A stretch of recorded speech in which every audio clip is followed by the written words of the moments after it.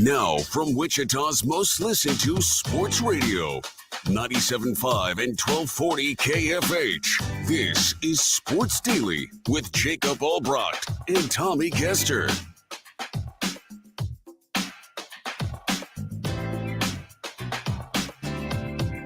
All right, happy Monday to you. Welcome into Sports Daily. Jacob Albracht, Tommy Castor here with you. We are on to the Final Four of college basketball. We are into now full swing the Major League Baseball season. Some significant Chiefs news, not in a good way, over the weekend. A lot to get to on a Monday edition of the program. We'll have some giveaways for you later in the show as well. Your calls on the KFH hotline, 869-1240.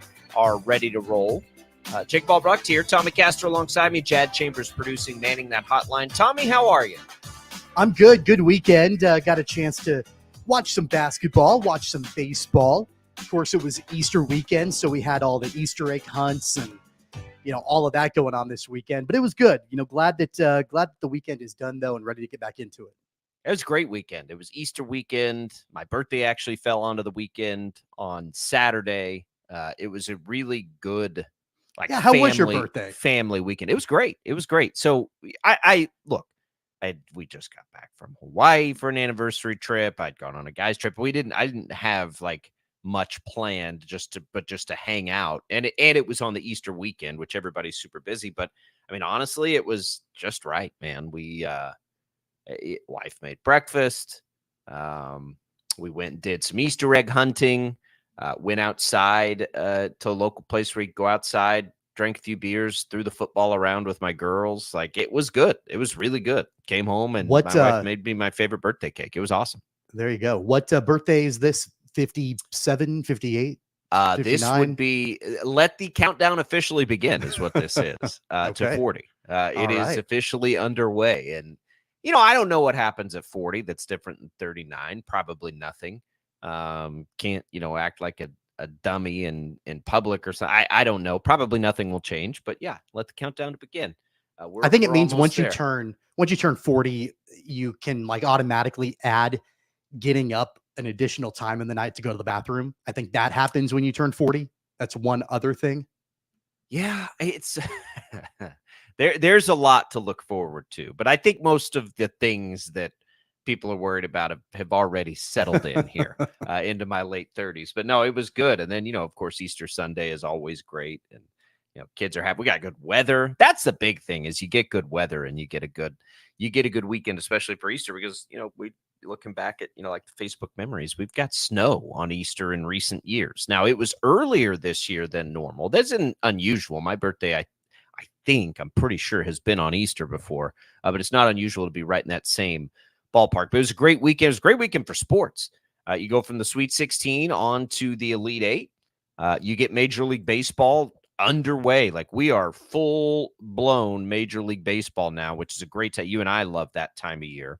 The Royals salvaged their series yesterday with the Twins and explode, which was really nice to see. That would have been about a worst-case scenario to just sort of roll out and get swept. You wouldn't want to see that. So they get that done, and then they continue things. We'll join them in progress, by the way, as they begin their Monday night game today. We'll get to that a little bit later. But we had the Sweet 16, Tommy, and I think that's where most eyes were this weekend, rightfully so.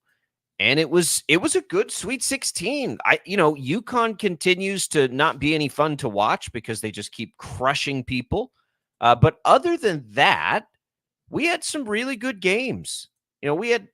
We had starting, and we talked about the Thursday games, but what we haven't talked about, starting Friday, you had NC State's run continue, of course. Purdue Gonzaga was entertaining for a little while, and then Purdue started to pull away. Duke Houston was great. It was really sad because Shed goes down, and then Houston wins, just an absolute 54-51. I mean, right up Houston's alley. If they're fully healthy, they win that game. And then, Tennessee advances, and we roll forward now, and we have our Final Four. Nobody on the planet had Alabama there. Alabama's going to be a really interesting matchup for UConn, oddly, and then you get Purdue and NC State. But, look, nobody's bracket's good. Nobody's bracket's ever good, but it's been a good tournament outside of UConn killing everybody again. But it's been super impressive to watch the display that UConn has put on their Yeah, opponents. I'm tired of it. It is, though. I mean, you have to give them their due. You have to give them their flowers. I mean, they're not just winning NCAA tournament games. They are dominating the NCAA tournament. And I have a hard time thinking that anybody's going to beat them. I mean, I think Alabama has talent, but I don't think Alabama's going to beat them. You know, I said to you on this show on Friday that I thought that UConn would roll all over Illinois. And you're like, I don't really know about that. What do? They rolled all over Illinois. Like, there's not another team in the tournament good for a half nearly as talented and dynamic and athletic and explosive and you name it than UConn is. They're going to be the national champion. I mean, bottom line, they're going to be the national champion. They're playing at a level. Look, we know they can get beat. They've been beat. It's not like they went through the season undefeated. They're still capable of a down game or their competition lighting it up. They have just narrowed that margin. I know they've narrowed them, but they didn't win. Did they win the Big East tournament? I don't think they did. Like, they've narrowed the margin of error, though, significantly. They have become such a good tournament team. That's what's honestly as remarkable as anything. Remember last year, what were they, a 4 seed? Like, it's not like they're, this flawless team. UConn did win. They did win the Big East tournament. Yes. They're just so good at tournament play. And that's what's been crazy to me. I mean, look, they had absolutely had a case to have been the best team this year. But again, it was with losses. So they're not unbeatable. They just feel that way in tournament play because of their margins of victory. Alabama's a really interesting matchup for them, right? Alabama likes to run. Alabama can score. It's going to take a team that can score to beat UConn. I don't think there's any question about that. That's why San Diego State was a really bad matchup, but it is kind of why I thought Illinois had a chance. And of course, they didn't get it done. So it's good. Probably more than anything else, it'll take UConn making some mistakes or finding some adversity or whatever it is. Hurley joked like we're blowing people out because we're not any good in close games, which is kind of smart, but kind of true, right? Yeah. Like they haven't had to do that yet in a little while. So we'll say, look, yes, it definitely feels like they're the favorite. And it feels like they're the heavy favorite with Houston down, in Houston not being able to stay healthy in the tournament. It feels that way for sure, because that was sort of the team, right, that had been better than UConn in the regular season, but they lose Shed in the game and they falter. Now it's sort of, I guess you could look at Purdue, but I feel like Purdue's a bad matchup, like for Purdue, but UConn is a bad matchup for Purdue. But it has been impressive, and we'll remember it if they win it. What's interesting, going back to the Alabama game on Saturday to go to the Final Four, I don't know if you saw this floating around social media or not, but there was a graphic of the shot selection for Alabama in that game. And outside of one shot in the game, every single shot from Alabama was either in the paint or beyond the arc. One of the two. The only shot was, I think it was a mid-range floater. Alabama was trying to beat the shot clock, and they just put one up. Nate Oates, to his credit, he knows exactly the kind of basketball that he wants to play. He knows exactly the strengths of his team offensively. And, he knows that he can play through the bigs, but then he can also, kick it out and take the three. So it's either going to be in the paint or it's going to be a three. And those were the two main places that Alabama got their offense. And that's really where they live and die.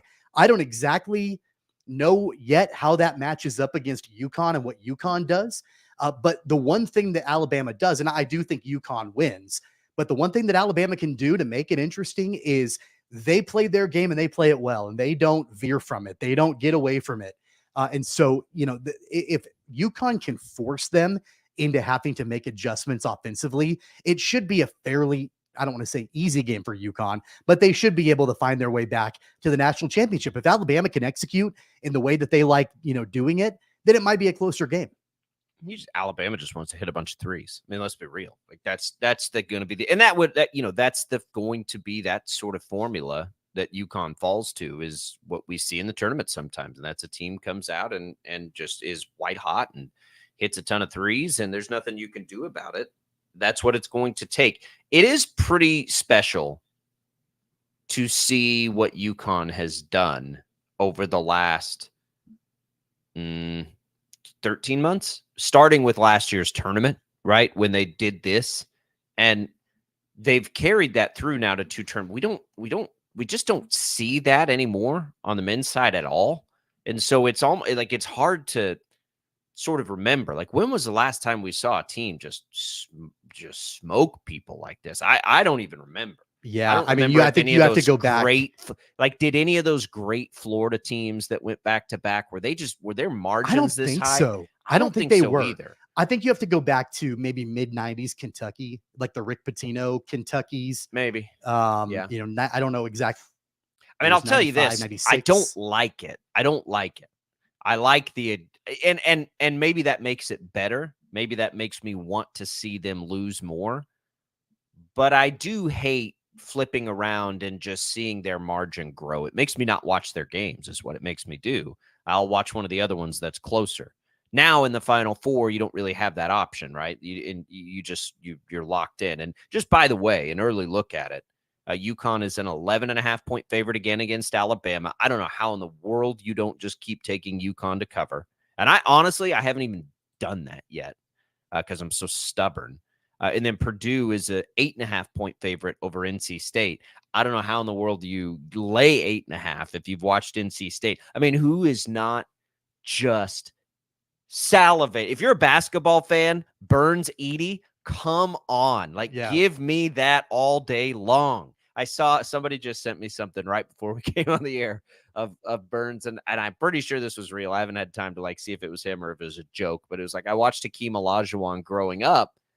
I just happen to have a Zach Randolph body. It's just perfect. Like, it's just like he is. We were flipping around. I was showing my wife. I was like, watch this guy.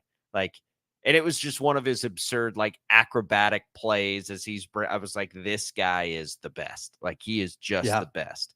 He is dad bodding his way through college basketball, and it's fantastic.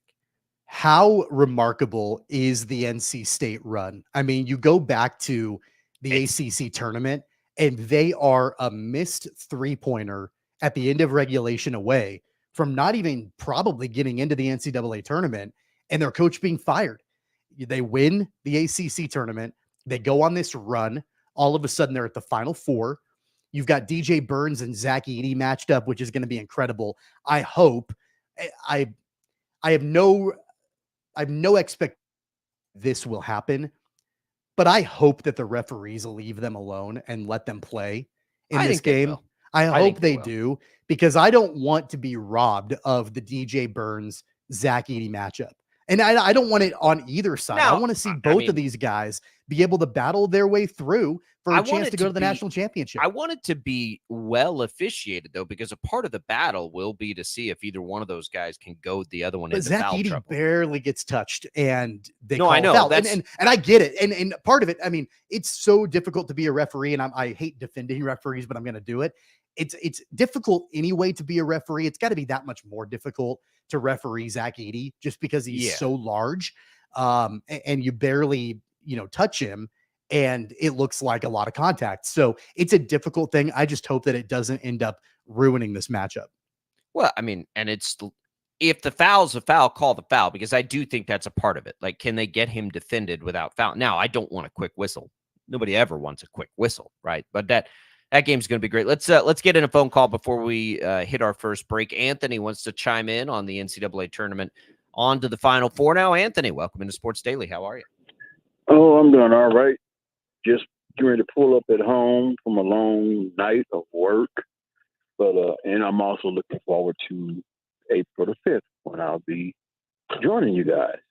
Looking forward to that. It's kind of refreshing, though, to see a couple of teams, especially Purdue. You got a certified big man, and then when you look at Alabama, you got another 6'11" guy. Of course, he has some crazy handles, some crazy ball handling skills like a guard. So that's kind of scary too. But it's amazing how they do their damage in the paint. I've heard a couple of guys before used to say like this. They said, God made you 6'11" for a reason. Do your damage in the paint. Yeah. So Yeah, I mean, it's good to see that's that. And Zach Edey, he's pretty much like a throwback, and I just love seeing that because you're that tall, you're that dominant.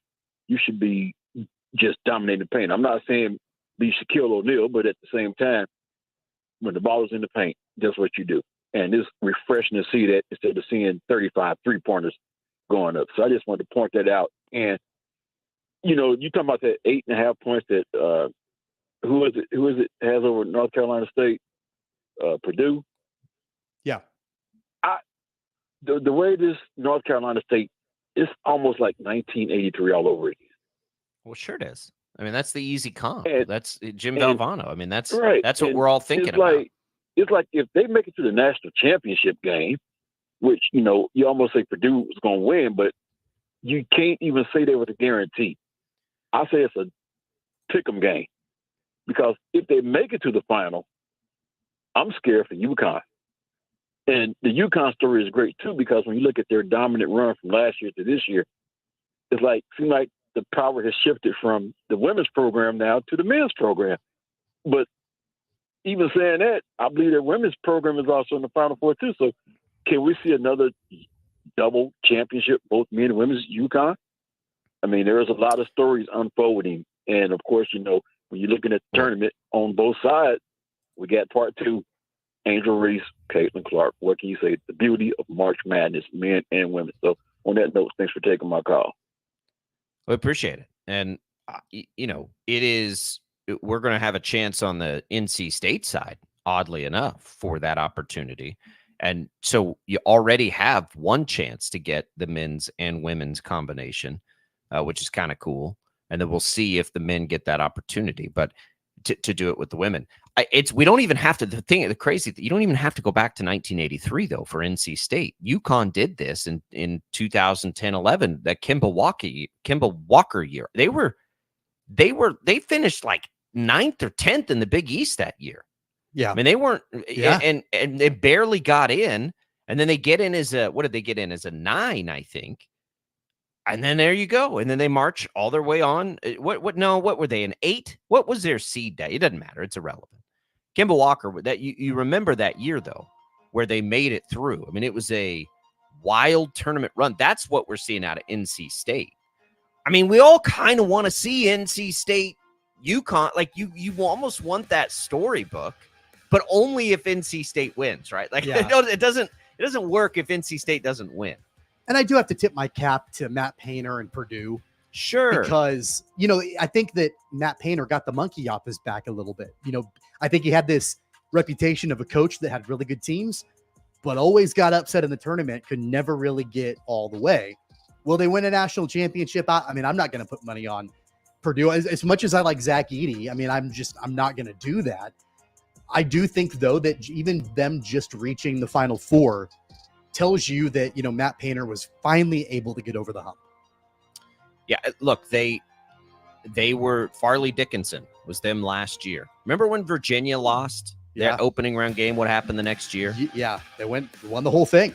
We act like some of this stuff is so crazy to see, but we've seen it. We've seen Purdue's story recently with Virginia. We've seen NC State's story with UConn, oddly, and with NC State. Like, we've seen these stories before, so they're not out of the realm of possibility. The only problem is UConn is in the way of all that. And we haven't seen a team that dominant maybe ever in the NCAA tournament, at least in modern history. So it gets really interesting to think about it down the stretch. By the way, mornings here at KFH, we enjoy a great cup of coffee from Prairie Fire Coffee. Always appreciate the folks at Prairie Fire for providing that for us. When we come back, we'll get to this Chiefs story. Rashee Rice, the latest.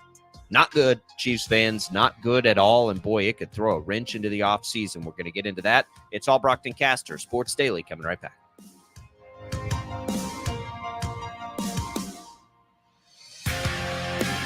.97.5 and 1240 KFH. Tax season is here. Are your forms, calculations, and stress piling up? Take charge of your tax situation today by going with Market Tax Services. Our team of CPAs and enrolled agents are ready to help you manage your documents, returns, deductions, and more at our downtown or West Wichita offices for your convenience. Market Tax Services is here for all your tax needs. We look forward to meeting with you. Call us today at 316-803-1040 or learn more at markettaxservices.com. In a wreck, need a check? I'm attorney Tyler Patterson, and you only need to make one call, that's all. If you've been injured, we can help you get the compensation you deserve. We were just voted the best law firm in Wichita, and we've recovered hundreds of millions of dollars for thousands of Kansans just like you. Call Patterson Legal Group today for a free consult. Toppers Plus Truck and RV, your RV headquarters, now offers Rhino Linings Eco Coat, a spray-on roof lining to protect your RV from daily wear. It's 100% seamless, won't crack or peel, UV resistant, lasts 3 times longer than a rubber roof with the Toppers Plus lifetime leak-free guarantee. Shop in-stock accessories including sewer and electrical items, freshwater hoses, stabilizing kits, lock kits, AC filter parts, and RV decor. Get your free RV roof inspection at Toppers Plus Truck and RV, 333 Northwest Street or toppersplusks.com. Make the job work for you!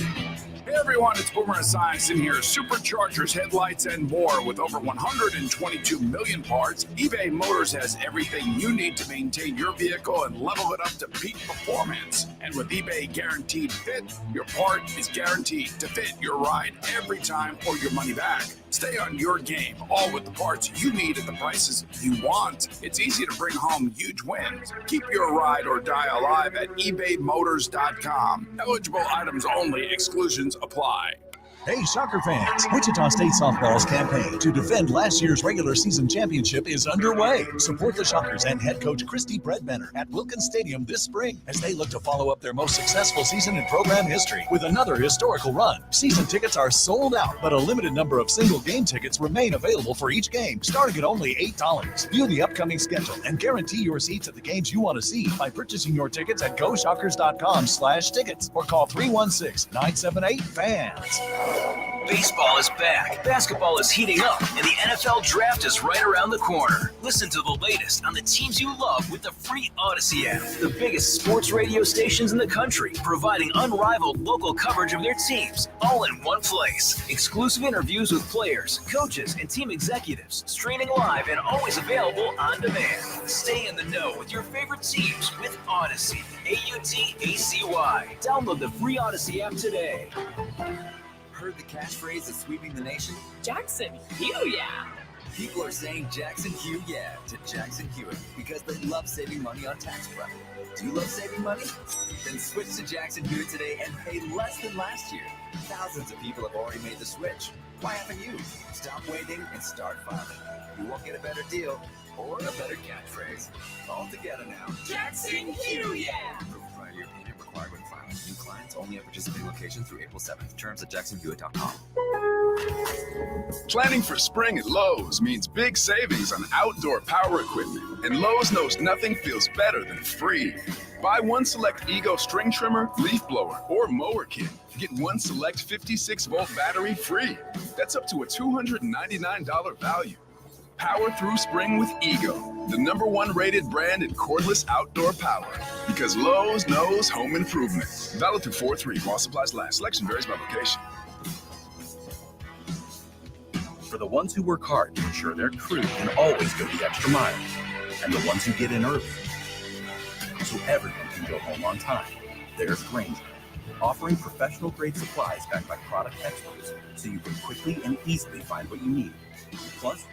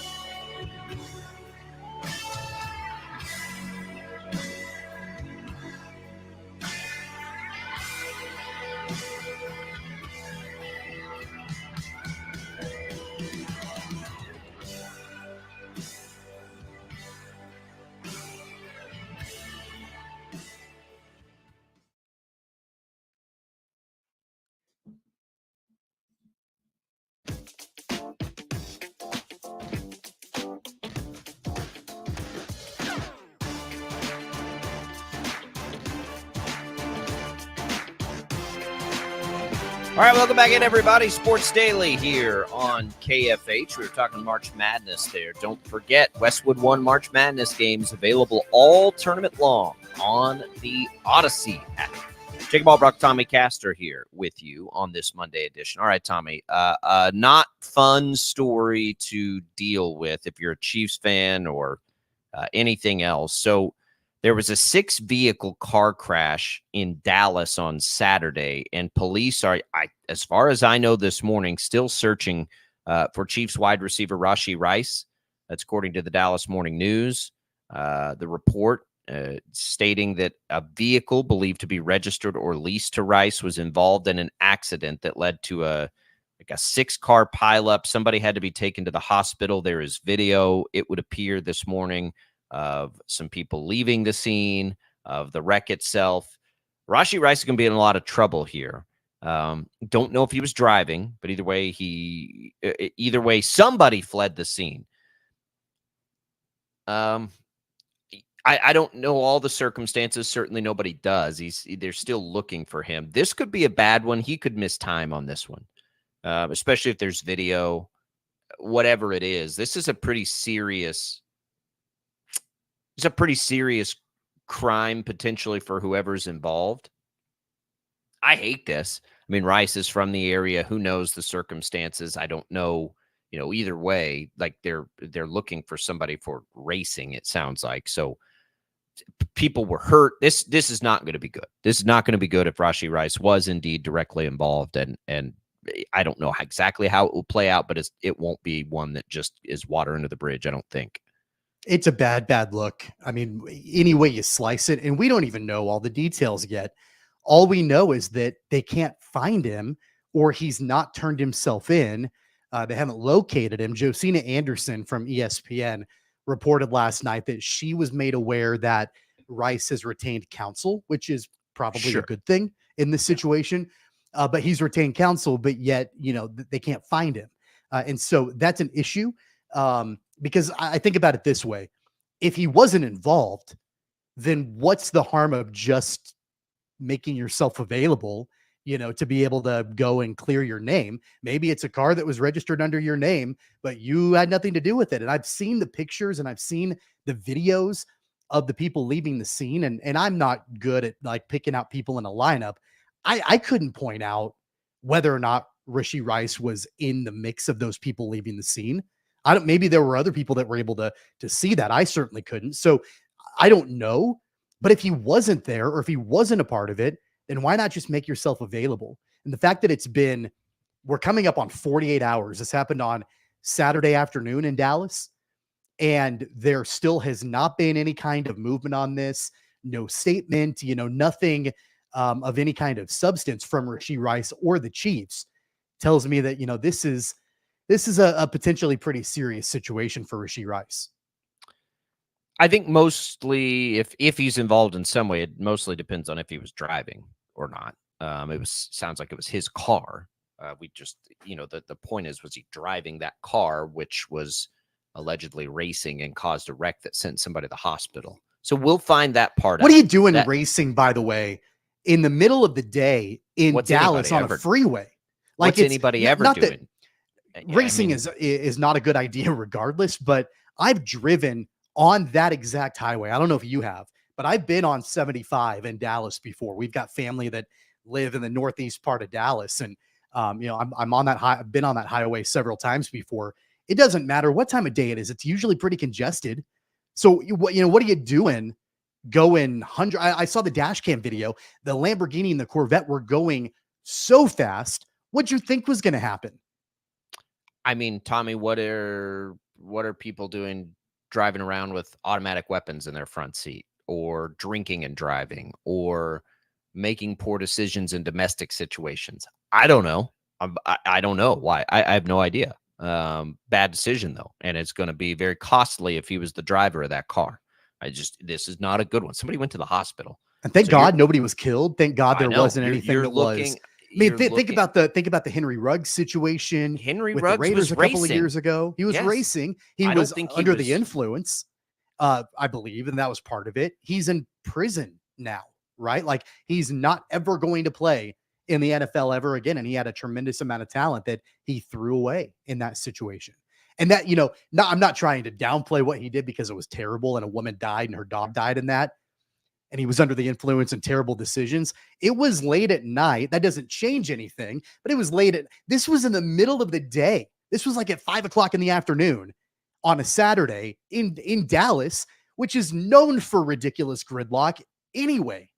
Like it blows my mind. And we're talking about irresponsible decision-making. I don't care if Rice was driving or not. It was his vehicle. Even if he wasn't driving, he allowed his vehicle to be put in that situation. There's liability there one way or the other. Yeah, there's liability, but there may not be. I mean, he left the scene, True. which is not allegedly legal. We don't know that yet, but yes, alleged of leaving the scene, right? Which Correct. is not legal. So I think this is for his future is very dependent on whether or not he was driving.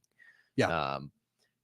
And so we'll have to see about all that. So that part will play itself out. We'll probably get some clarity pretty quick on that. I would imagine now that it's a Monday and it's not a holiday weekend. I would imagine that part of it solves itself, and we'll see what's actually charged here by police.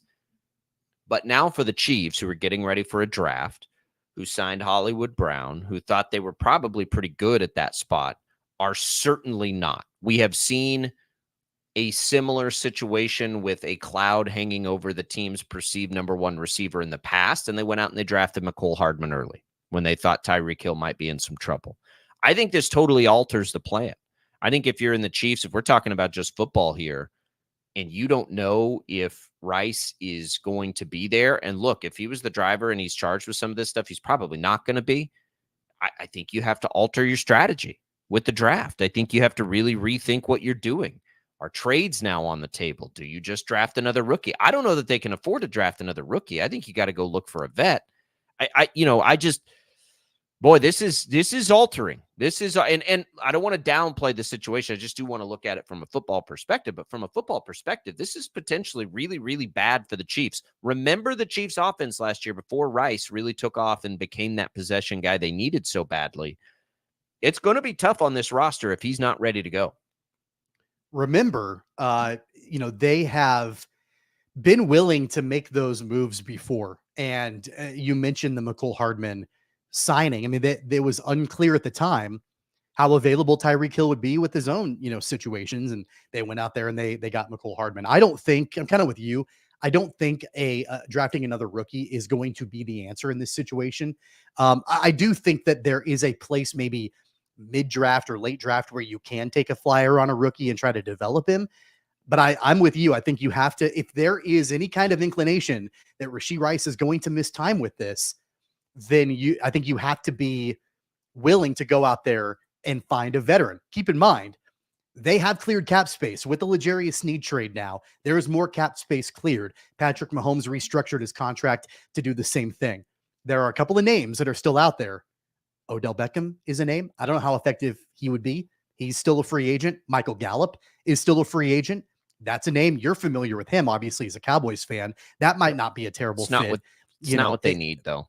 The problem, but they got to. I think that you've got to try to find some kind of veteran that you can potentially bring in that can maybe at least help with the target share that Rashee Rice, assuming he's going to be missing time, would have been getting from Patrick Mahomes. Hollywood Brown and Travis Kelce can't take it all. You don't have MVS anymore. That's not what Hollywood Brown is, though. Like Hollywood Brown was such a perfect fit. Yeah. Because he was a perfect fit with Rashee Rice there. And so now if Rashee Rice is out, like you have to replace that role. You got to find a yak guy. You have to find a yards after catch guy because, like you mentioned, Hollywood Brown is the deep ball threat kind of thing. But Rashee Rice was one of the best in the league at yards after a catch. You have to try to find somebody who can do help. That. Brown will help that, right? Like he's going to help expand the offense. It's just honestly, like if I had to define it, it would be go find what Juju Smith-Schuster gave them a couple of years ago. And that I thought he was underwhelming, but he was such a need for the team. That's what they're going to have. They just need somebody to take the pressure off of Kelce in the middle of the field and to help keep the sticks moving. I do think Hollywood stretches things and really helps the offense, but not in the same way if you don't have teams having to lock in on the shorter stuff, basically. So I don't know what they're going to do. The craziest thing about this is we're in crunch time to some degree. I'm telling you, like, if Rice was driving that car and they proved that, and somebody was sent to the hospital and it was a 6-car accident, and you're talking about those kinds of, speeds and reckless things, it'll be big trouble. It's not going to end his career. And I don't know how long it stalls out in the legal process. There's video, right? So it's not like you can just kick the can down the road legally. Like, there's video. So if there's video, these things typically go pretty fast. And if you're talking about, Roger Goodell having to make an NFL decision outside of the legal landscape, and it was hit and run, and it was the high speeds we're talking about, and it was 6 vehicles involved and somebody going to the hospital, like hit and run with great bodily harm. I'm not a legal expert, but that ain't nothing. And that's going to be significant, and he'll probably go to jail in that situation. I mean, maybe that can be avoided if he's lucky. I don't know, but it's not going to be good. This isn't a simple one. And so the Chiefs, I think, do have to think about it. The woman that he hit crazy. is on record. She gave an interview over the weekend and said that the men that were responsible for this, that put her, and I think she had a 6-year-old child in the vehicle, basically, just walked away and put her and her family in danger, and then just left, didn't check on him, just walked away. And, so like, that's the issue that I've got. I mean, like, yeah, you're being stupid. You're racing, regardless who is driving, you're racing, busy highway. It's just a terrible decision any way you slice it. But if you make that decision, if you are a grown-up and you make that terrible decision, then you stick around and you own it like a grown-up. You don't walk away.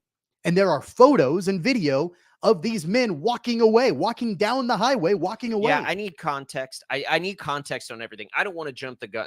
This will all take care of itself from the charges and all that stuff pretty quickly. It's a Monday. It was Easter weekend. Like, I assume we're going to, probably by end of day today, we're going to have arrests or whatever. If they can find him. Find Rashee Rice. If it's him, yeah, he won't be hard to find. I don't know who else is involved. They've been searching for him all weekend. They've been searching on an Easter weekend. He hasn't turned himself in more than they're searching for him, I think, is probably more of the situation. That part of it's not going to take very long now that we're on a Monday. That's a whole different can of worms if we don't. If it indeed was him involved and there's video there, that's going to take, it's just not going to take very long. Again, the question is whether he was driving. There are different kinds of civil situations and all of that kind of stuff involved. But from a criminal perspective, I'm not sure what will be charged other than the walking away, if that's what happened, right? And just sitting in the car that happened in. Right. If you make a bad decision and I'm riding with you, I shouldn't have walked away from an accident, but I'm not the one driving either. So it's also apparently your car. That's where civil will come in. That will come in the civil world, right? There'll be a lawsuit in that. But I don't know that, again, like if I let you drive my car and you decide to go racing, that's your decision to go racing, even though it's my car. I think it doesn't matter. I'm not a legal expert. That part of it, though, I think we'll find out in the next 48 hours. Whether it happens. Rick says, again, nobody's trying to justify the situation. He said first-time offender probably miss a few games. I don't think so, because I think there's a real chance. Whoever the driver of that car was, we'll just put it that way. Whoever drove that car that was street racing and led to a 6-car accident and one person going to the hospital, and they fled the scene, that's probably jail time to some capacity. So it doesn't really matter what the NFL wants to do, right? They can suspend him or whatever. He may not be available if he's found to be the driver because he may be in jail. Like, that is a very, very serious offense. And he'll have the best attorneys in the world. And again, I don't even really care about all that. I just want to know, what happened? Like, I'm ready to see some of that information. But for our space, it's like, what do the Chiefs do now? And do they need to overreact in the roster construction for next year And I think, yes, they probably do need to overreact now.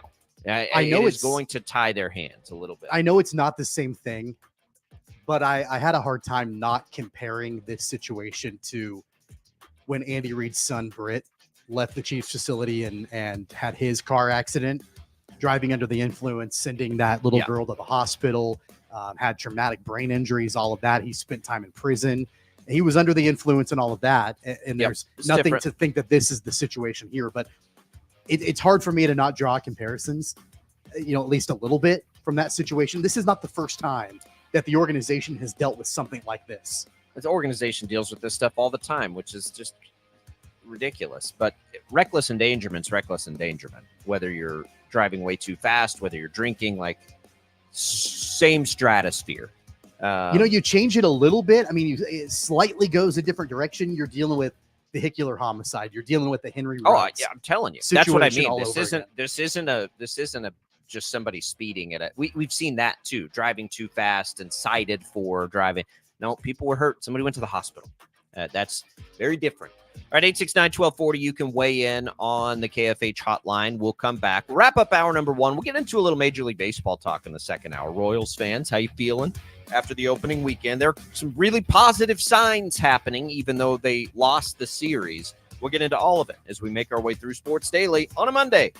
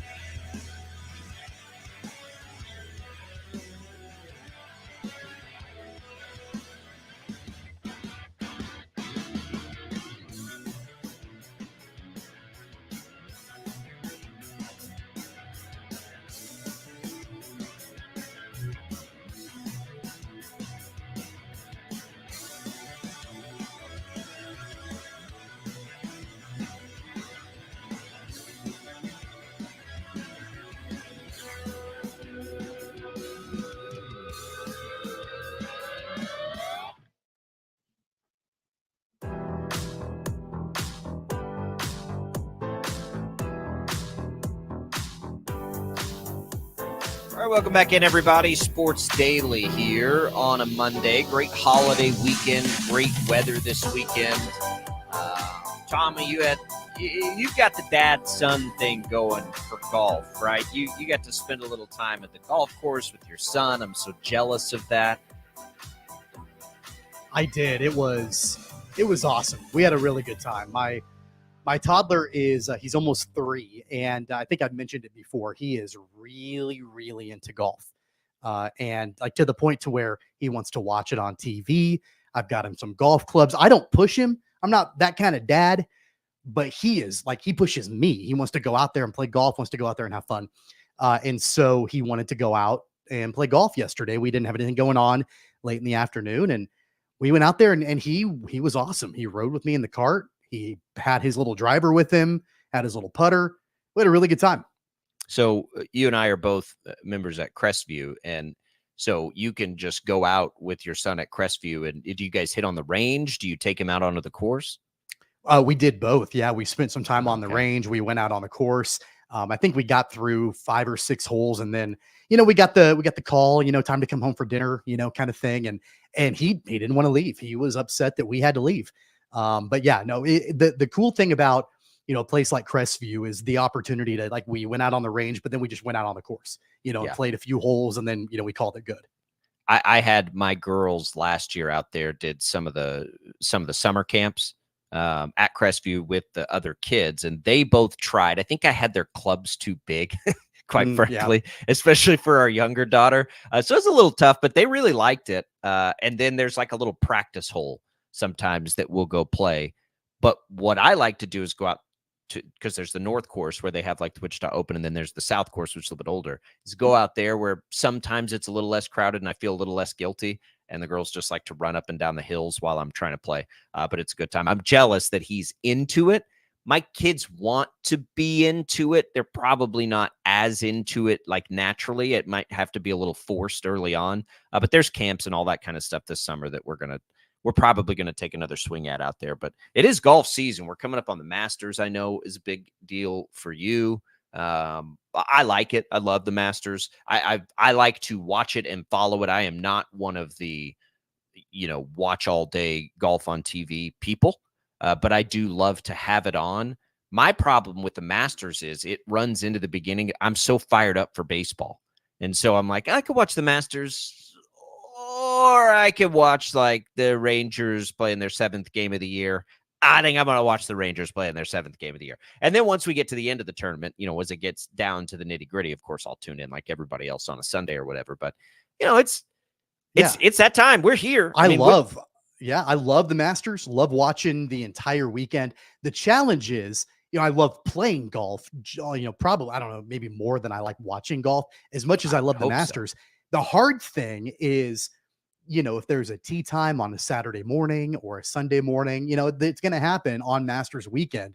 So then I've got to make the decision. Do I go out to Crestview? Do I play a round of golf, or do I sit at home and watch the early coverage of the Masters? Maybe if I can make it home in time to see the leaders tee off, at that point, maybe I'm okay. But it's a tough dilemma sometimes.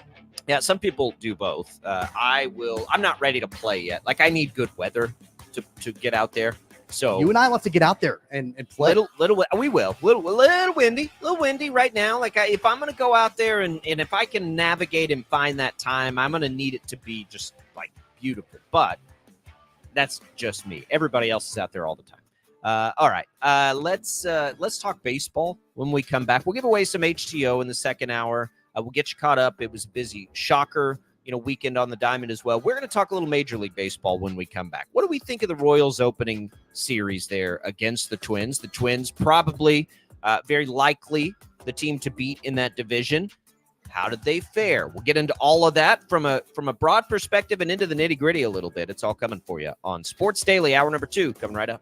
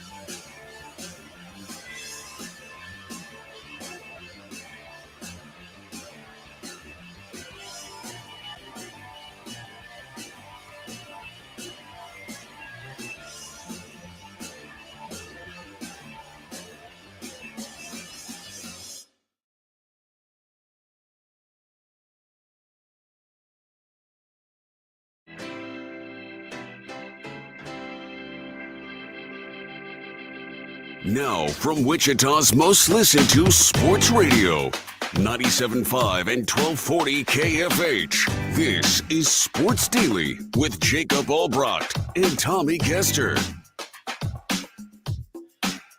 All right, welcome back in. Hour number 2 on a Monday. It's Jacob Albracht, Tommy Castor, Chad Chambers producing, man in that KFH hotline. Let's get that KFH hotline hopping here to start the second hour. We'll give away a little HTO. A lot of sunshine this weekend. Good chance for some iced tea. With 25 flavors, including the new Strawberry Passion, available at either Wichita East or West or in Derby. So you get a free iced tea and a free coffee. Now free rain coffee, which you can cash in Derby or in East Wichita. We'll give you one of each of those right now. First caller to the KFH hotline, 869-1240. Good luck as we begin things and talk a little Major League Baseball, Tommy. It's great to have baseball back. The Royals, they salvaged the series from being swept yesterday. They get a big 11-0 win. There is a lot to digest from it. I think we're encouraged here. The most encouraging thing, and Ken, our resident Royals fanatic here, chiming in, taking the words right out of my mouth, the starting pitching for Kansas City has been fantastic. Fantastic. You had Lugo and Singer, not giving anything up.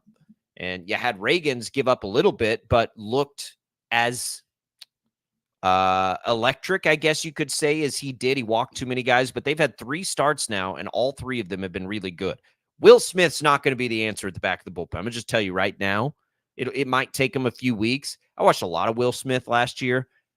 He's had a great career. He ain't got it anymore. Remember, the Rangers acquired him and used him a lot in leverage. I don't remember a more hittable looking pitcher than Will Smith. That's not going to work with the Royals. He's going to have to be a lefty specialist kind of maybe, but that's not going to be it. So they'll have to work that stuff out. That was a little discouraging.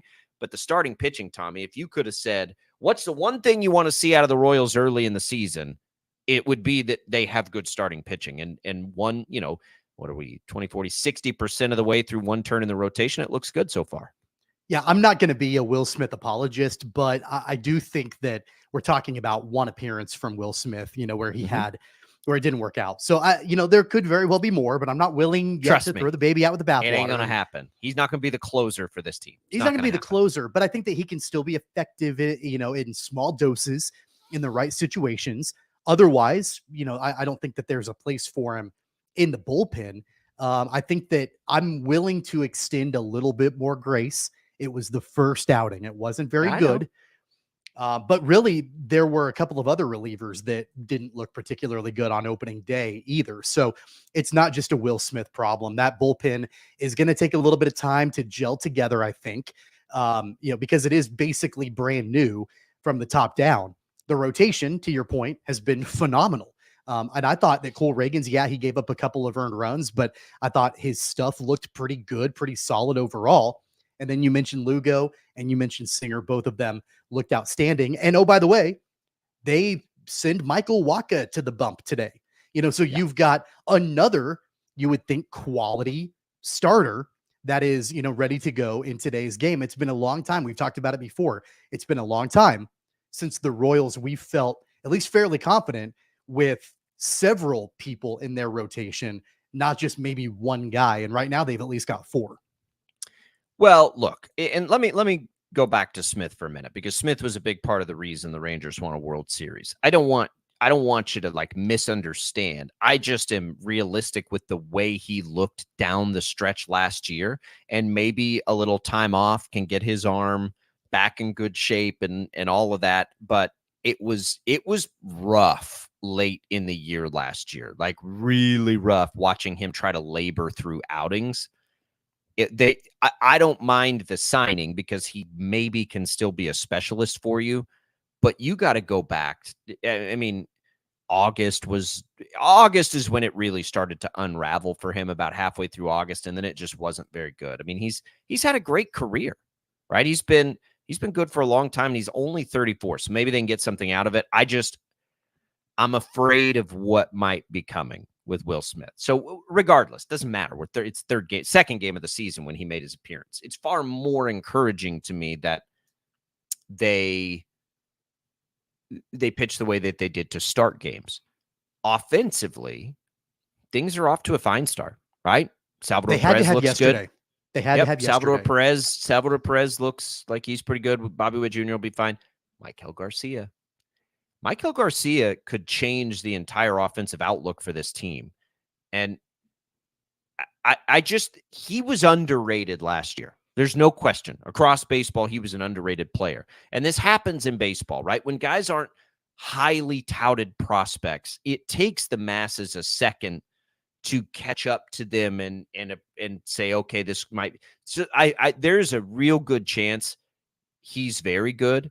Man, if he continues to develop it, I think it totally changes the dynamic of this offense. Don't you? Like at the top of the order, a little pop, just a threat up there. You get that with Bobby Witt Jr. doing his thing and Salvador Perez back to normal. And now you're talking about good starting pitching.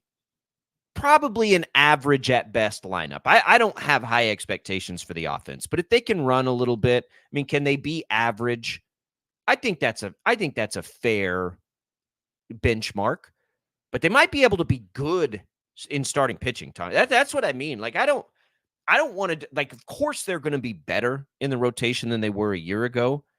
They legitimately have a chance to be good in the starting rotation. And we all know how that goes in Major League Baseball. If you can have good starting pitching, all bets are off. That's how the Rays stay relevant every year. Now, it'll be a little different than the Rays do it with young guys. The Royals are kind of piecing it together a little bit, but I'm encouraged. We're 3 games in, they're 1-2. They only scored 2 runs in the first 2 games. They were outscored 10-2 in those games. They did blow it up in the third, but I'm encouraged in general of what we saw out of the first weekend from the Royals. Yeah, I had this thought leading into the game yesterday, the final game in the 3-game opening series against the Twins, that, for as must win as the 3rd game of the season can possibly be, I think that was kind of where it was at for the Royals. Yeah. Because I mean, think agree. about it this way. Like, all we've heard is about how this is an improved team and this is good. It's going to be better this year. And that narrative has continued, and that drum is being beaten over and over and over again, that this is a better team that could potentially contend for a division title. And then you get swept by the Twins in the opening series. That's a tough pill to swallow. And especially when you've got really good starting pitching and the bullpen falls apart, but they also don't get a whole lot of runs, or get a whole lot of run support in the opening couple of games. I was really concerned. I'm like, they've got to have this closing game in the series. They've got to. Bottom line with that was that the bats had to come alive a little bit, and they did. And I'm glad that they did. That gets a little bit of the pressure off, I think, to start off the season for the Royals offensively. Now you go on the road and you take on an Orioles team that they've got their sights set on a championship, right? And so you've got young talent there in Baltimore that, they've done a phenomenal job. And then, oh, by the way, they added Corbin Burns, to that rotation in Baltimore. So I think it was really important for them to at least salvage 1 game out of the 3-game set against the Twins at home to start off the series. And especially now, and I think this is a point that I really haven't thought of a whole lot. And I heard, I think it was on one of the national game broadcasts over the weekend, talking about the balanced scheduling now, about how all teams play every other team throughout the season. And because of that happens, you don't play as many divisional matchups. So each divisional game is that much more important. You're at home against the Twins. You can't get swept by them to start off the season. So I'm glad that they were able to salvage that game, because it does help them, I think, as they head to Baltimore. Yeah, I mean, their schedule to start the year is rough. It is. And so we talked about not having that disappointing April. So it's going to be tricky just based on the schedule. But if they can continue this trend of starting pitching, it's going to give them a chance. It just totally is. So you get Baltimore, you're going to catch Corbin Burns in this series. I mean, do what you do, and now it's on the road.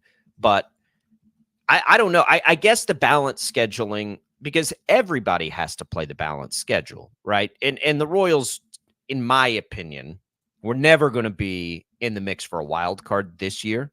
So it's more about winning the division for them. So if it's balanced schedule, then it's irrelevant, right? The Twins are going to have to play everybody you're playing. It's not like either team can just pile on the AL Central. It's not going to be an opportunity, but that is the most significant when you talk about wild card teams. And we've laid this out before the season. The Royals being a wild card contender is highly unlikely to me. Like, it just doesn't seem possible when you think about the other teams that are inherently going to be competing for a wild card this year. All those great teams in the West and the East. Probably the Royals aren't going to get in that mix, so it's more about can they contend for the division. And yeah, you don't want to get swept by the Twins at home. That stuff matters when you look back to the season. I totally agree that in a very small way, must win. It's also about attitude, though, Tommy. Like, you can't, let's say the Twins win another one 5-1.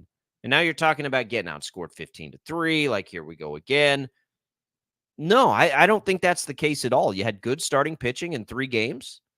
You've got hopefully a little bit of a revelation at the top of the lineup, and you just roll with it. Now, they're going to have to figure out the bullpen, especially early in the year when starting pitchers don't go as deep into games as they do later in the year. You got to figure that bullpen out, and I don't have a lot of insight into the Royals bullpen for you. You can't waste the starting pitching that they have spent quite a bit of time trying to acquire and put together and improve.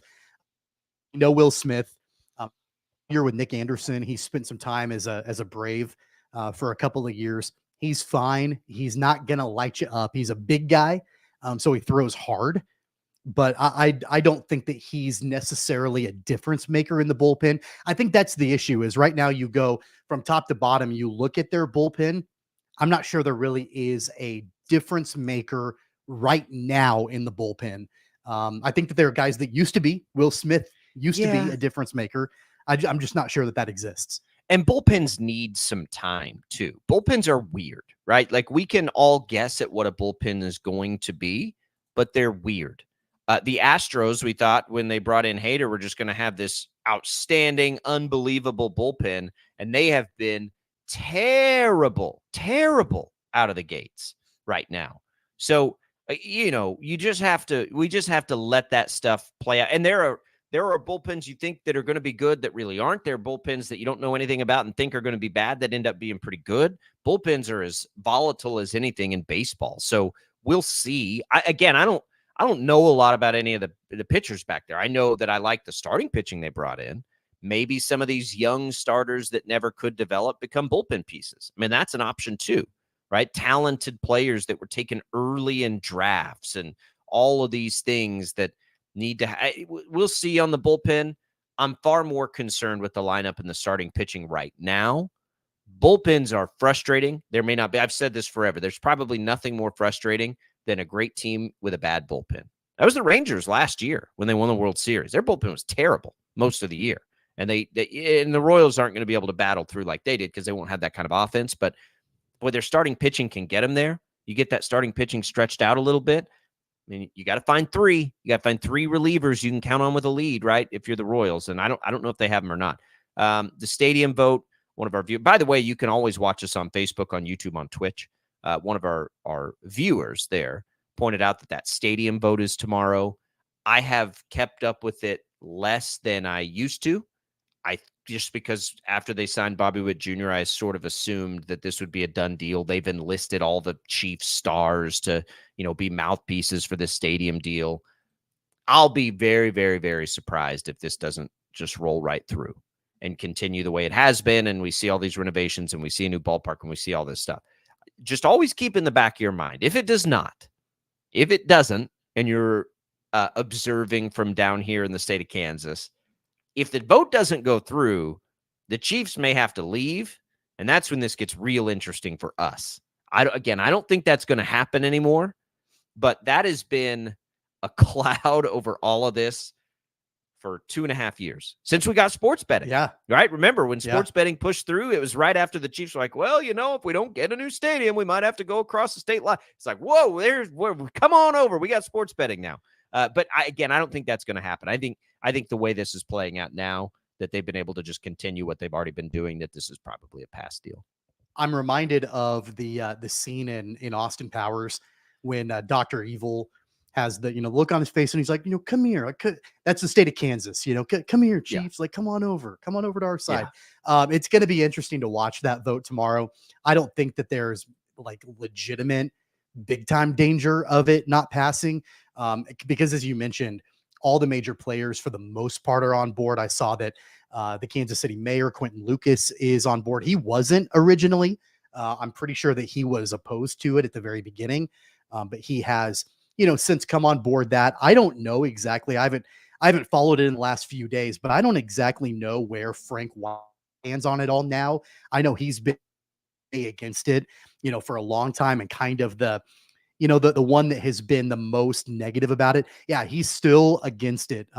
He said that the voters don't have enough information to be able to approve that sales tax for the stadium. And yeah, he's probably the most prominent person that has come out against this vote tomorrow.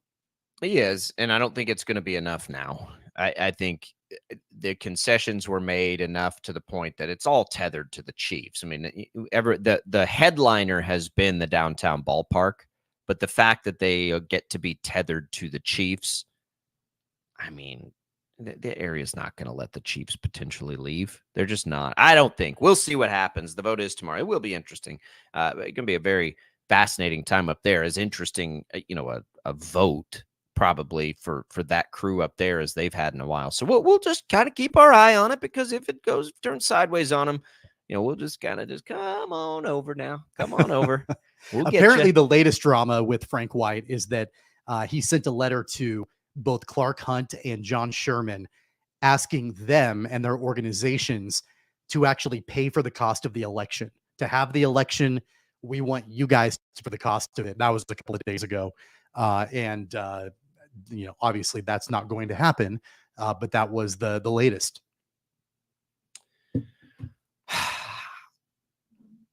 The Royals sealed the deal with Bobby Witt Jr. deal. That's at the point of this where I was like, okay, they're going to get this done. And now you're seeing all the players for the Chiefs and commercials, and I don't know. I'm trying to imagine a scenario where this doesn't go through. And I've seen videos of like the protest, and it's like 8 people. I don't think.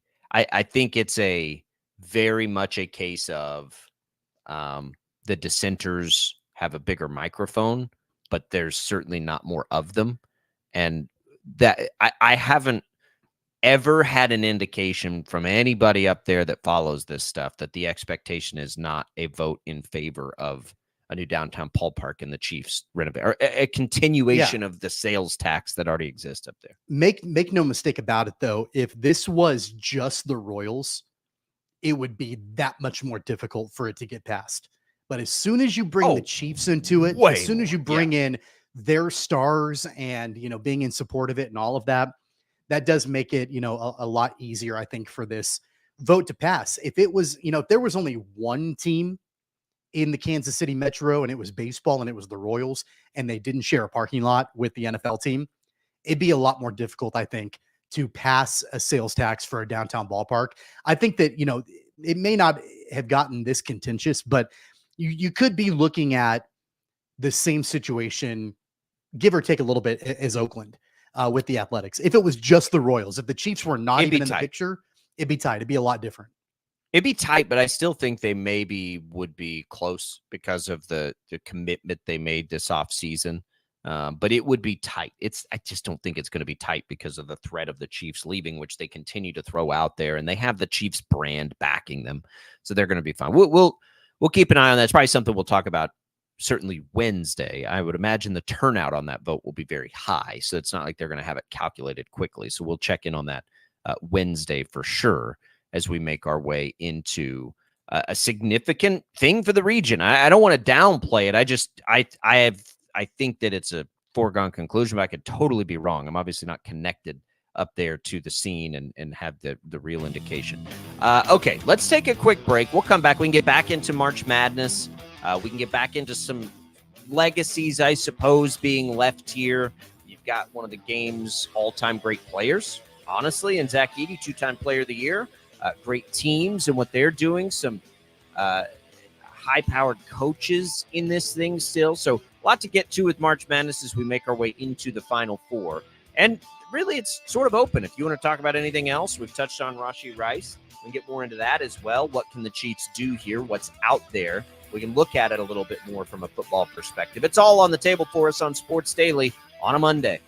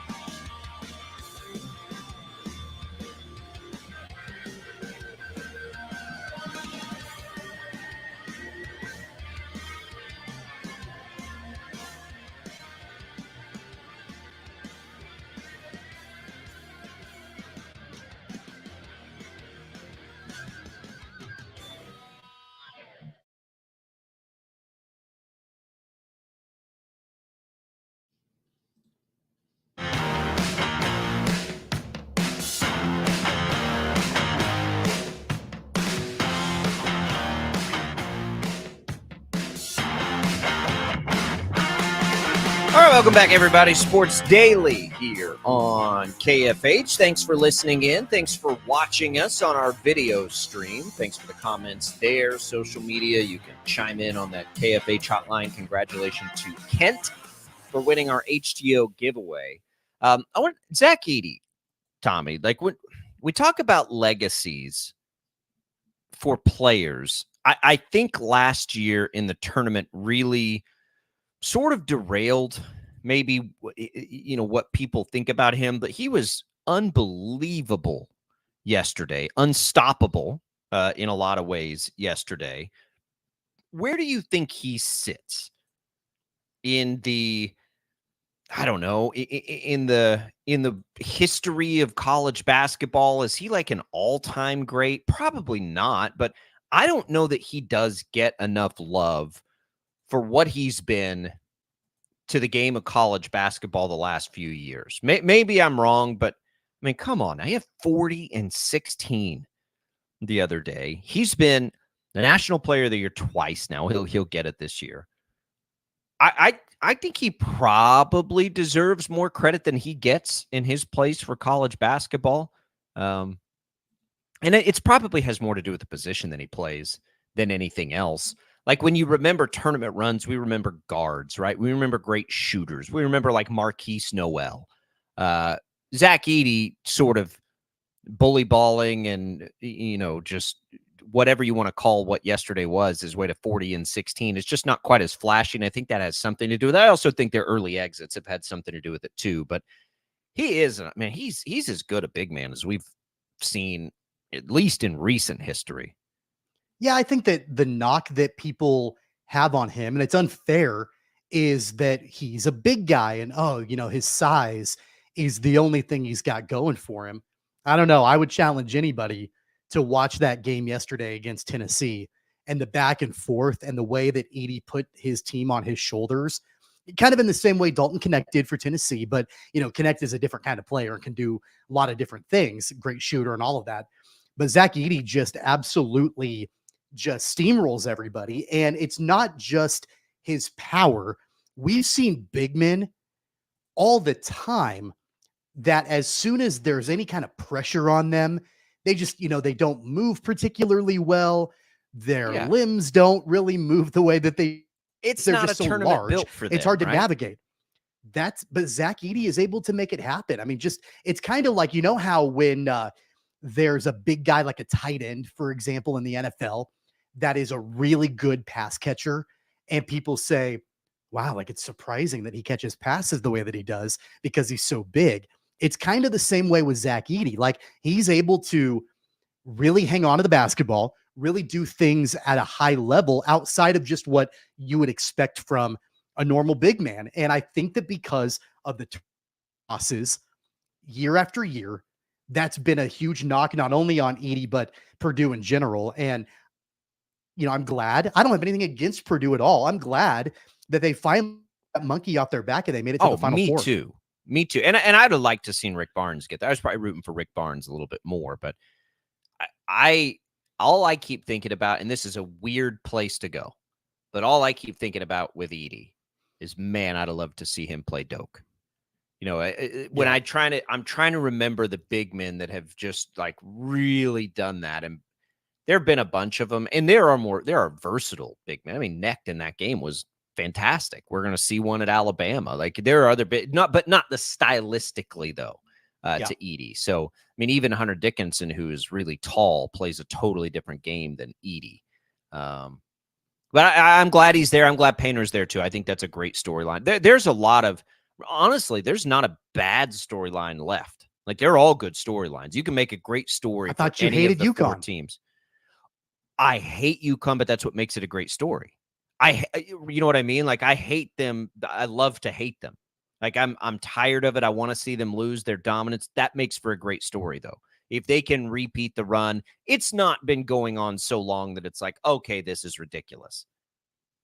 It's not like Alabama football, right? It's not there yet, but it is to the point where I want to see them lose, but that makes me want to see them lose. I want to see them lose. I'm still interested enough to root against them. I think that's still a great story, even if I don't want it to be the story. it'll be a fun Final Four. I don't know if anybody Alabama, UConn, man, it's a weird and interesting matchup. Aren't you kind of afraid Alabama already shot their shot in the last one though, where they just come out and go ballistic? Like I don't know if they're going to be able to come out. We saw Villanova do it. Villanova did that in a, you start off the Final Four and you go crazy like that against Kansas. So, something like that certainly would take UConn down. But I love Alabama. It'll be fun. I love Nate Oates. They just don't seem good enough. In my mind, I think that Nate Oates could be and should be the next big time coach. I mean, he already is a big time coach, but like a big time program. Not that Alabama's not, but you think of a college basketball powerhouse. I mean, they were the number 1 overall seed last year, weren't they? Like they're there. They were. I mean, they're really good. For instance, I've heard his name dabbled around when the time comes for Bill Self to leave Kansas, retiring or whatever, that Nate Oates could be a guy that, they would look at. I don't think that there's a better younger coach in America than Nate Oates is, right? So as much as I don't think Nate Oates is leaving Alabama for any job. Oh, I think he would. I think he absolutely would. He doesn't have any ties to Alabama. He coached in the Northeast. But they're going to pay him. The University of Buffalo. They'll pay him, but one of the Blue Bloods, if they want him, can pay him too, and can pay him a lot. Right, but you're also. It depends on what. That's an interesting thought, and we'll spend just a second on it because now you got my juices flowing on it. It would take, I think, the Big 12 basketball brand becoming what we've talked about. It's getting there, but financially it would take that, right? Like Nate Oates would have to see, because he's going to get paid at Alabama. I don't think there's any question about that. It's more about, if I leave here, do I have a better chance to win somewhere? And this isn't a knock on Kansas or any other program. It's not. But in the evolving world, if the financial component is there, which it's going to be at Alabama, I mean, they're showing us that. They're getting big-time transfers every year. Like, they're showing us that. It's going to be hard to leave anywhere you're doing that sort of thing in the SEC or the Big Ten. It's going to be tough to leave those spots. And, Kansas will be – I think Bill Self's got still lots of years left. Whenever that time does come, it will be – because I wasn't locked in on like everybody around here, like you would have been on the search for Bill Self. I don't know how that will go. I don't know what to expect.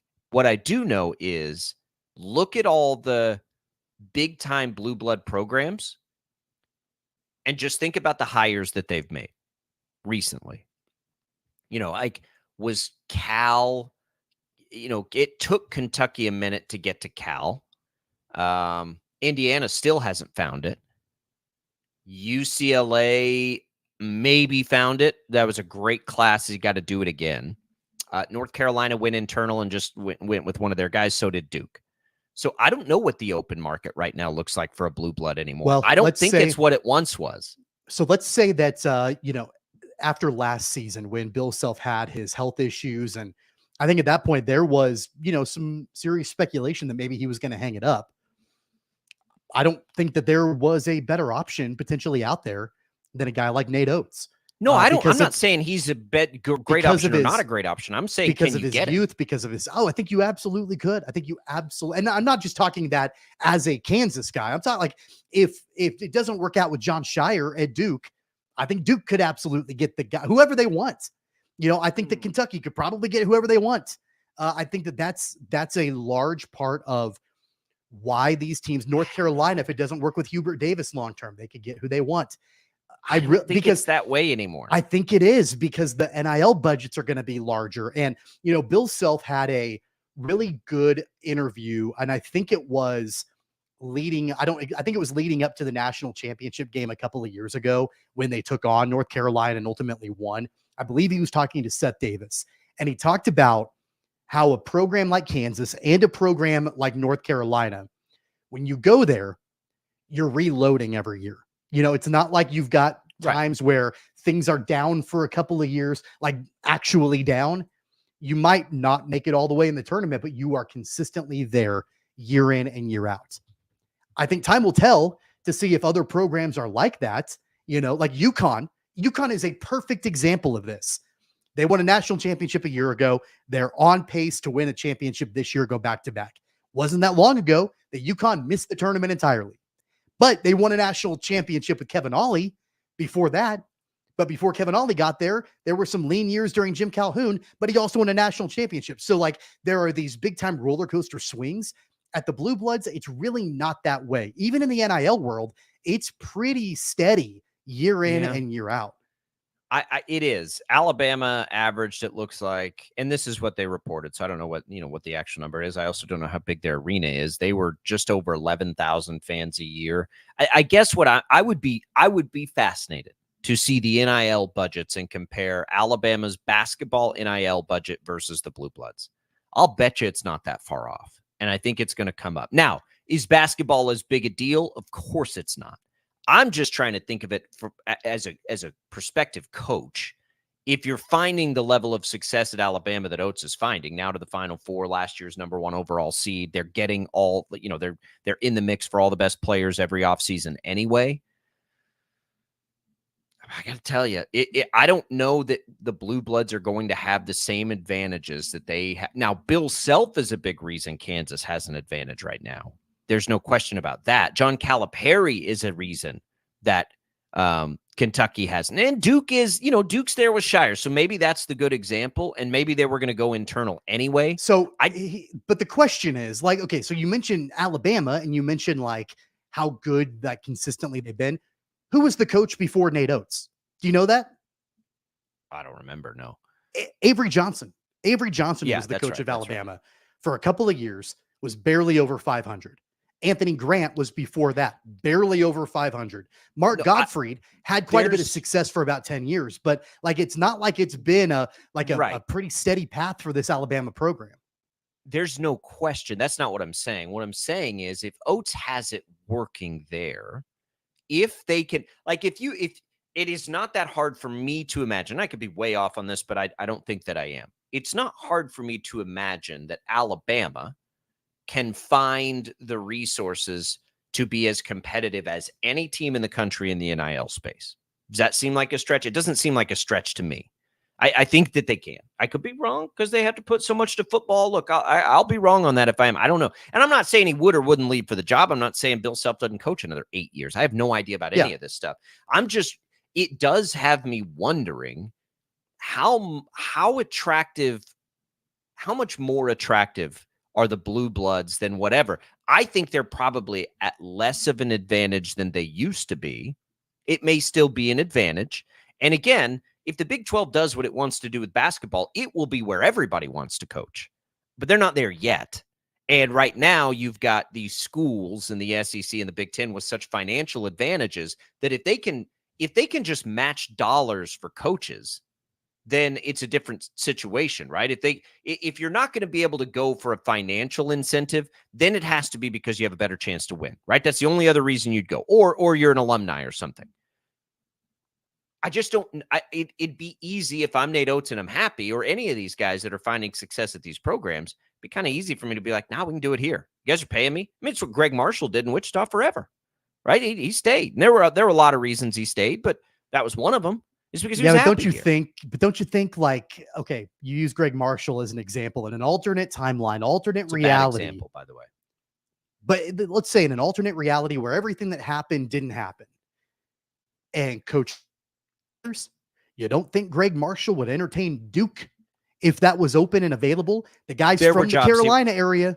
There were jobs he would have. From what I've been told, there were jobs. It was just a short list. It was a short list of those jobs.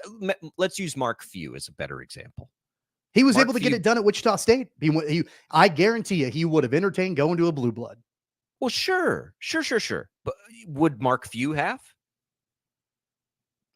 I think maybe like if he was, he would have been a candidate over the years for any and all. Yeah, of them. If he was younger, yeah, he was at one point. Now he's not. I mean, I don't think he's going anywhere now. No, I'm talking early Mark Few. I'm talking like Adam Morrison Mark Few. You know what I mean? Like, sometimes if you can get the resources. But there are always examples of that. I mean, you can look at Jim Boeheim, do we consider Syracuse a blue blood? Pretty close. Maybe not a blue blood, but a really good, like, they played in probably a could have had an massive opportunity arena, to tons of fans. Yeah, like they're close. I think that it's and I like this about basketball, by the way, that the field is evening, because I think that it is. I just don't know. And I'm trying to think of recent memory. Duke went internal and got, Duke and North Carolina are the two most recent I can think of that just sort of brought their own guys in, right? And when was the last time I listeners, viewers, help me out on this. I mean, was it Cal at Kentucky? You think Cal at Kentucky maybe was like we just went and found the guy, like, you know what I mean? I mean, because, if you, in the time ago, like in the blue blood conversation, if you want to include legendary programs like Indiana or UCLA, well, Indiana, both of those programs, they've had openings, and, Indiana cycles through guys. They've ended up with Mike Woodson. Not sure that that's really going to work long term. And that wouldn't have been the high profile hire. Right. Yeah, Mick Cronin. You think Mick Cronin was the first choice at a blue blood? Oh, I mean, not.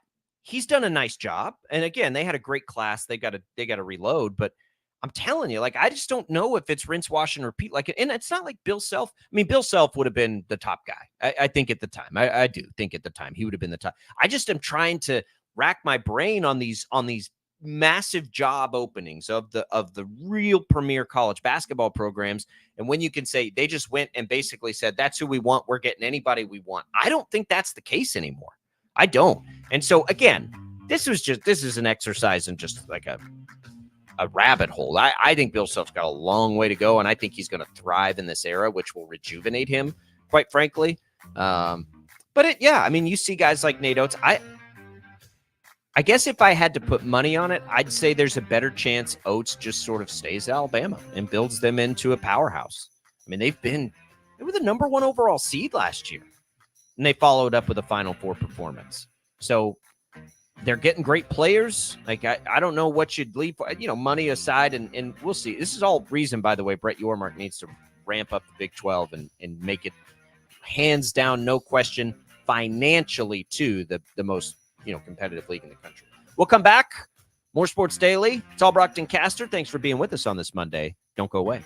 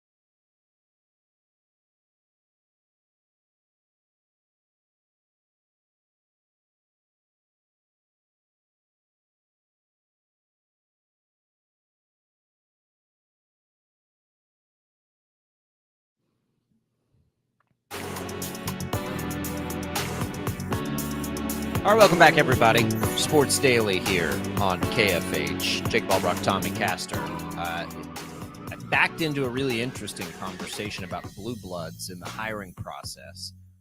We just saw Louisville. I don't know if you consider them a blue blood. Probably not, but really good program historically. They didn't. I can't imagine the Charleston coach was their top choice. But you pulled something up. Bill Self was the top choice, right, for Kansas. What are we at, 22 years ago? Yeah, 2003, 21 years ago when they hired him, when Roy Williams left to go to North Carolina. I told you I found an article during the break from the KU newspaper. The AD at the time said Bill Self was the top choice. There were 4 candidates. Mark Turgeon was one of them. I seem to remember that Turgeon was a candidate. He ultimately issued a statement saying he was going to remain at Wichita State. The other 2 candidates were not revealed. So those were the 2 that we know of. Yeah, it's I don't want to think about it. 1, because I don't want Bill Self to be done. But 2, I don't know how that's going to go. Kansas doesn't really have like that internal candidate, right? Like North Carolina and Duke found, do they? I don't think so. Out there coaching right now, am I missing anybody? There's not some obvious. Yeah, not really. I mean, so this is kind of funny. I've been like looking at, there have been articles about potential replacements whenever that time comes. There was a CBS Sports article back in 2018 about who could replace Bill Self. So, I mean, we're talking like 6 years ago. You know who number 1 on their list was? Greg Marshall. So, I mean, things have obviously changed quite a bit. Fred Hoiberg is number 2. At that time, he was with the Bulls. He's had some success at Nebraska. They made it to the tournament. They didn't win a tournament game, but they at least made it to the tournament. That's been a name. Danny Manning has been dropped before, but he hasn't had a lot of success coaching. You look at like the guys that have played at Kansas and that have connections. Not a lot of them are very impressed with what they've done from a coach. Danny Manning hasn't been. Jared Haas hasn't been. I don't think you do it that way, by Stanford. the way. Yeah, I don't think so either. Jacques Vaughn, I mean, coached in the NBA, but I don't think that's the right choice. They'd go from the outside. They would. I don't want to think about it. But it does now. I'm curious to see. We almost saw Kentucky go through it. That would have been the most comparable, right? Like if we would have seen the Kentucky hiring process, that would have probably been the best indicator of how that could go.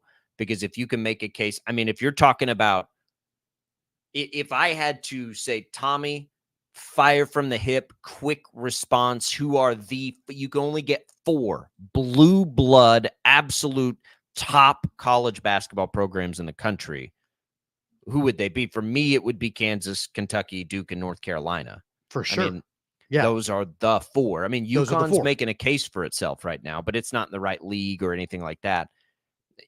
Indiana used to be there, certainly not anymore. UCLA used to be there, certainly. I don't want to say certainly, but probably not quite there anymore. So those would be the 4. So if Kentucky had done it, that would have been the indicator, because I don't think there was some if they got rid of Cal, they're not like bringing in anybody internally or doing anything like Duke and North Carolina did. No chance they do that. Boy, I don't know. I'm going to think about that a lot over the next 24 hours or so, because that may have very well been a reason why Kentucky did not make a move with why John I Calipari. thought they shouldn't make a move. Why? Like you're like the buyout is a lot, there, and everybody was talking about the buyout was too much. Now the buyout's not too. I mean, you're Kentucky. Like you can rally the donors to be able to come up with enough money to move on from him if that's the right decision to make. It was probably more of who do you go out to get to replace him? Who do you feel like can do a better job than Calipari? It was not the right decision to make. It was not the right decision to make. It makes no sense. He's still getting the best players. He's coaching young players every year in the tournament. Like, you're nuts if you get rid of John Calipari. Absolutely nuts. He would have gone to Louisville, and you would have regretted that decision for the rest of history had that happened.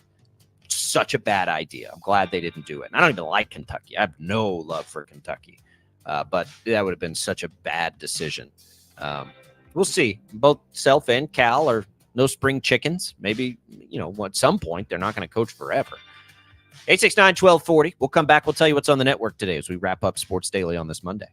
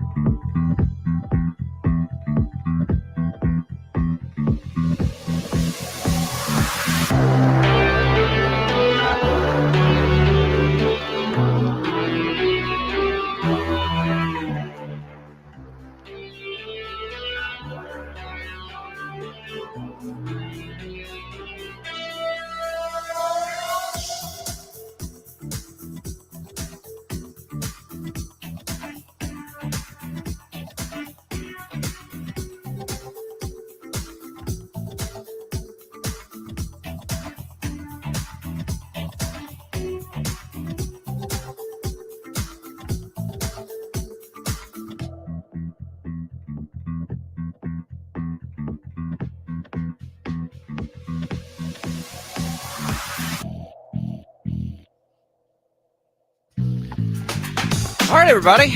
Good Monday. A lot to get to. Want to remind you that Wichita State's coaches shows are tonight. You've got baseball coach Brian Green at 6. At 7 o'clock, it's Christy Breadbender. That's right here on KFH, or you can check him out on the free Odyssey app. After that, we will join in progress at 8 o'clock. The Royals tonight in Baltimore taking on the Orioles. A lot of great stuff coming for you this week. Appreciate it, Tommy. Happy Monday. Yeah, sounds good. We'll see you back here tomorrow. For Tommy and Chad, I'm Jacob. See you then.